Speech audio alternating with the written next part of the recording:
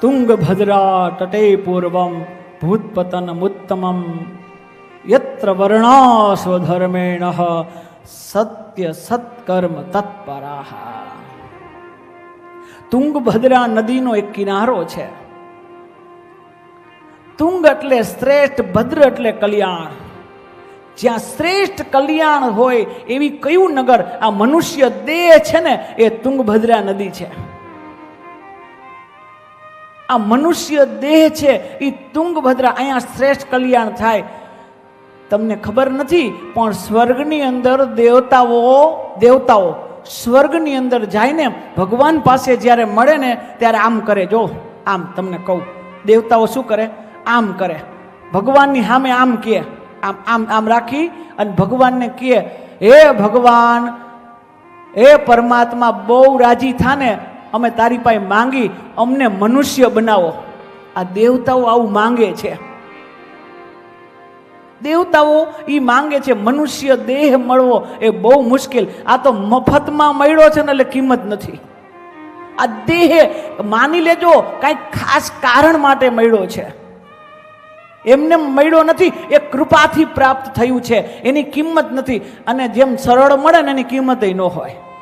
જે વસ્તુ સરળતાથી મળે એની કિંમત ન હોય. આ મનુષ્ય દેહ એમને નથી મળ્યો, કાંઈક કારણ.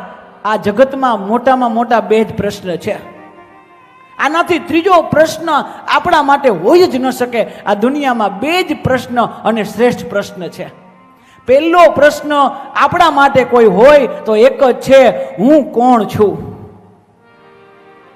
પહેલો પ્રશ્ન છે હું કોણ છું, અને બીજો પ્રશ્ન હું અહીંયા શું કામ છું? આ બે પ્રશ્ન છે, હું કોણ છું અને હું અહીંયા શું કામ છું. यही वास्तव में प्रश्न है. આ પ્રશ્ન હકીકત આ જ છે. આપણે અહીંયા શું કામ છીએ? અને બીજું બધું તો વાત અલગ છે. હજી આપણે આપણી જાતને મળ્યા નથી અને જગત આપણી જાતને ઓળખતા નથી અને જગત ઓળખવા નીકળી ગયા છે. हम सबको मिले हैं मुझे मेरी मस्ती, हम सबको मिले हैं, हम अपनी जात को नहीं मिले. આપણે આપણાને નથી આપણે જ નથી મળ્યા. આપણે બધાને ઓળખી પણ આપણે પોતાનાપણાને ઓળખી નથી શક્યા. એક સુંદર મજાનું દ્રષ્ટાંત છે. કોઈ સંત એવા હતા કે જે ભગવાન સાથે વાત કરતા હતા. સંત એવા હતા જેને ભગવાન મળી ગયા, ભગવાન સાથે વાત કરતા હતા. કોઈ શેઠે એટલું કીધું કે તમે ભગવાનને મળો છો? તો કે હા. ભગવાનને ઓળખો છો? તો કે હા. મને મળાવી દેશો? તો કે હા. તો કે ક્યારે આવું? તો કે એક કામ કર ને, તારું સરનામું દે. તું સરનામું દે, તારે ત્યાં ભગવાનને મોકલીશ. તું સરનામું તો દે. એટલે ઓલાએ તરત જ એનું કાર્ડ દીધું. એટલે સંતે વાંચીને કીધું, આ તો તારી ઘરનું સરનામું છે. ઓલાએ બીજું કાર્ડ દીધું. એ કે આ તો તારી ફેક્ટરીનું ઓફિસનું સરનામું છે.